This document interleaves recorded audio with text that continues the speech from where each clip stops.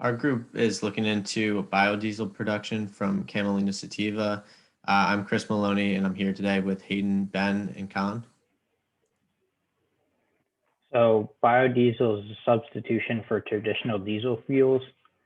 Some problems with traditional diesel is obviously it's a finite resource, and we're not going to be able to keep using it forever.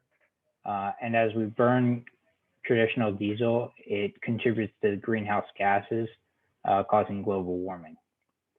We're looking for a substitute to traditional biodiesel feedstocks because traditional biodiesel feedstocks are corn and soybean oil, which compete with food sources and limits the amount for consumption.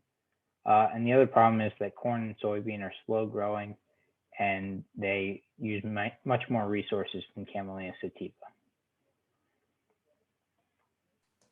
Biodiesel produced from Camelina Sativa remedies a lot of the issues that traditional diesel fuel and other biodiesel feedstocks suffer from.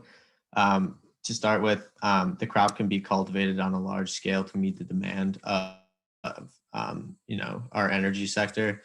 Camelina sativa plants also uptake carbon dioxide, so meaning over the overall production cycle, there's a lot less carbon emissions than traditional diesel fuel. Additionally, with comparison to other biodiesel feedstocks, camelina isn't used as a food, so it's not competing with other uses for the use in biodiesel. It's also pest, disease, and drought resistant, so it's a hardy plant and it can survive in cold temperatures and can be grown in the fringe season of the U.S. grow season, meaning it can be grown both in the spring and fall, and it matures quickly. And here's a closer look on our production process. So our camelina feedstock will be coming into an oil presser so that it could be extracted from the camelina meal as an additional source of income. And the triglycerine oil will be extracted to move forward to our reactor system, where the outlet of the reactor will be going into our distillation system for purification and separation. And glycerol could be also another source of income as coming out of the distillate. And the methyl ester will be our byproduct that'll be coming out of the bottoms. And here's our PNID, so just to show our control system and how we tend to tackle our safety control system. So again, we've got our continuous stir-type reactor, we've got a decanter, and 2 distillation columns will be included in our separation system. And we'll be having automatic shut-off and alarms for level, concentration, pressure, and temperature.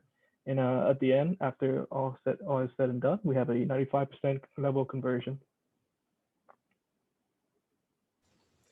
Finally, for our proof of concept, we used Aspen Plus to simulate our process.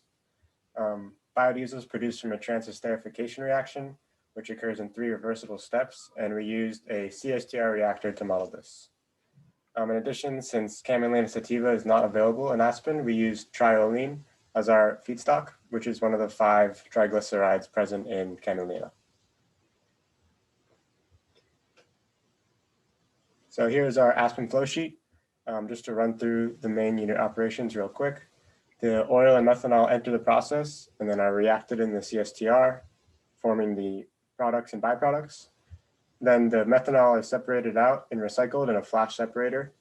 And then the main products and byproducts go through a series of 3 distillation columns where the glycerol and biodiesel product are separated and purified.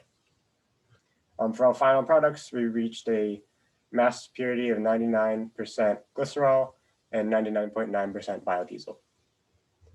That's it for our presentation. I hope you guys enjoyed it.